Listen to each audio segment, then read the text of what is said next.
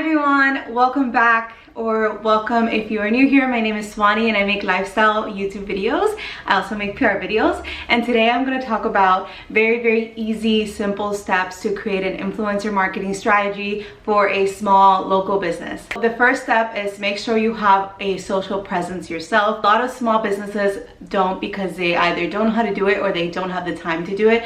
If you don't have the time to do it, there are freelancers, for example. You can check out Upwork and you can hire them hourly depending on the week, so like 5 hours a week to handle your social media, and they charge you by the hour, so it's not super expensive and you don't have to get an entire PR agency, although PR agencies are the best and you should get one if you can. If you just want somebody to handle your social media because you need a social media presence, like the first thing people do now is look up your business online. I know I personally always use Instagram to look up businesses and to look up brands, so that's the first thing I use. I'm a millennial, I know it's a thing for us. If you have a business, having an online presence is integral to people finding you and people knowing who you are, and you being able to control your brand a little better and distribute the message that you want to distribute the way that you want to do it. So definitely that's my number one tip, is to have your own social media presence. My second tip is think about what you want to accomplish in the next 3 months. Is it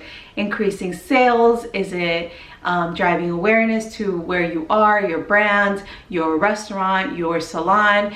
Do people not know where you are? Like, do you just want to let them know that you're there? Do you really want to increase sales with this influencer program? And so just think about that and create a plan for what you want to accomplish the first 3 months. If that's, I want 10 new clients to come in for the first 3 months, make sure that you have that written down. And then if the first 3 months is, hey, I just want people to know that I'm here, make sure that you have that also. And then when you reach your 6 months, you can say, okay, I want 10 new clients coming in or 10 new customers. And then that's how you can sort of gauge what it is that you want to do with this influencer program, or in general with your marketing as a whole, and what your goals are, because you need goals to get things done and see and measure. Okay, third step, which is when we actually get into the influencer marketing, is if you don't have a lot of money, or if you maybe want to offer your products or services in exchange for the influencer to promote your company on their social channels, reach out to hyper local influencers. So if you're a restaurant in Miami, reach out to influencers who likely have less than 10,000 followers on Instagram, because they're also looking to expand their audience and to offer their audience something new and something different.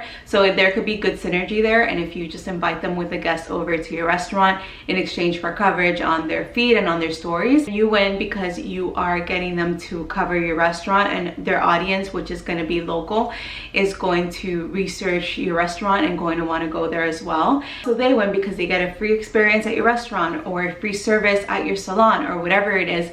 But please understand that influencers, this is a full-time job for a lot of influencers, and they do get paid for this. When influencers are smaller, they are looking for growth opportunities, so this is when it works the best. But later on, it's a full-time job for many influencers, and it will generate results for you, so you want to be able to pay them what they're worth. So when you think along the lines of your marketing or influencer strategy, once you do have a budget for that, just keep that in mind, please. Once you do set up an agreement with an influencer or with a couple of them monthly, figure out how many influencers you want to invite in monthly. It could be 5, it could be 10, it could be 20, depending on what your goals are. So let's say you invite 5 of them monthly, give each of them a discount code. If you're a salon and you're offering nail and hair services, give each of them a 10-15% discount code. And then when their followers go into your salon and give the code, you'll have a better understanding of what was your return on you working with this influencer. And if you want to work with them again, maybe you want to do a paid campaign with them, or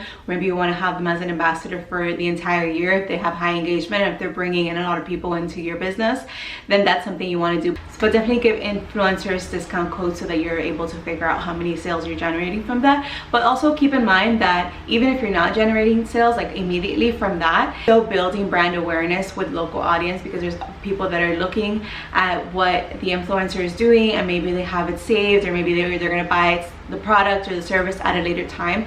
So that's just a whole other subject, but keep that in mind as well as something that does add value to your business. Number 5, think about what you can do to make the visual experience different than anybody else. So if you're a restaurant that serves acai bowls, how can you make that different? Can you change the container? Can you serve them in a coconut? Can you serve in a pineapple, which I've seen done before? Can you do DIY, make your own? Like, how is your experience gonna differ from the next door shop that also sells the same thing that you do? And how is it, if you're thinking about an influencer marketing strategy, and if you're thinking about having influencers in, you have to make it super visual for them, and you have to make it different. Even if it's not something you're gonna invest like some money in, you can always make it creative. You can always think of a creative way to do what you're doing. So that is my 5th tip. Make it visual, make it creative, and try your best, and go into it with a good attitude. Understand that this is where the world is moving now. I hope you enjoyed this video. I have many other PR videos on my channel. Feel free to check them out. As always, thank you so much for watching, and I will see you here next time.